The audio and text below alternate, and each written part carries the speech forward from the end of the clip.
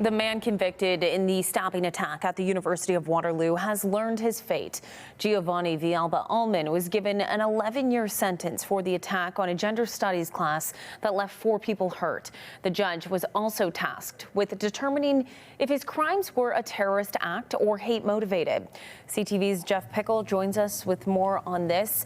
Jeff, the judge ultimately decided this is a hate crime, but it did not meet the threshold of terrorism. Well, Leanne, and it was really threading a needle here when it comes to the difference of a hate crime and an act of terrorism, and it was not an easy decision. The judge really seemed to wrestle with the verdict, but ultimately she found did not meet the criteria to be classified as an act of terrorism.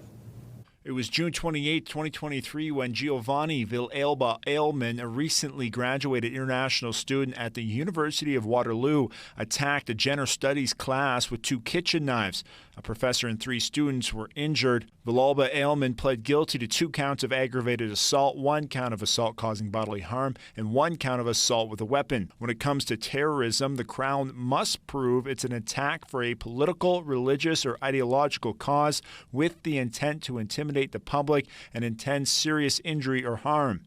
Today in court, Justice Francis Brennan said Villalba-Aleman's views were too scattered and disparate to be classified as an ideology, saying, to describe Mr. Villalba-Aleman's worldview as a mix of conservative beliefs and hate towards the 2S LGBTQ+ community is not sufficient evidence of a comprehensive set of beliefs.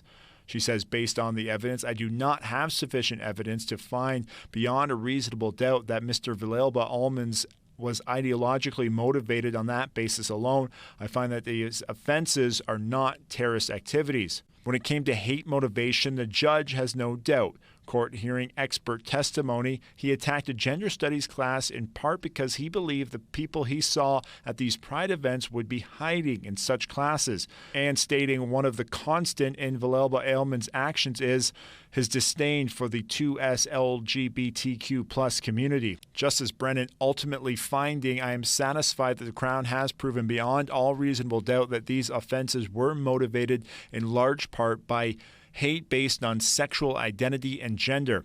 For sentencing, Brennan handed down a term of 11 years after credit for pretrial custody. Roughly 7.5 years remain.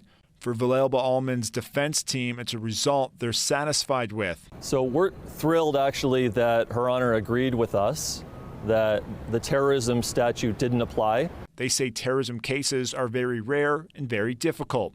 It boils down to the Crown onus. The Crown has to prove beyond a reasonable doubt that there was an ideology, and part of the judge's decision today was about not meeting that evidentiary burden. They say the verdict comes down to ideology or the lack of a coherent ideology. She equated the ideology to akin to a broken plate being a mosaic. Basically, that there was a lot of grievances that Mr. Villalba-Aleman had, but to characterize it all as an ideology was a step too far. Villalba-Aleman will be eligible for parole in a little over 3.5 years. Once released, he will likely be deported.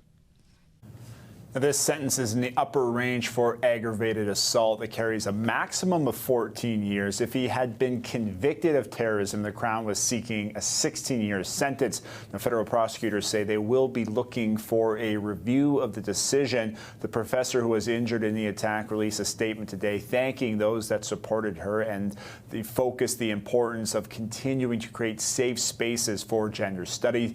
You can find more from her statement online at ctvnewskitchener.ca.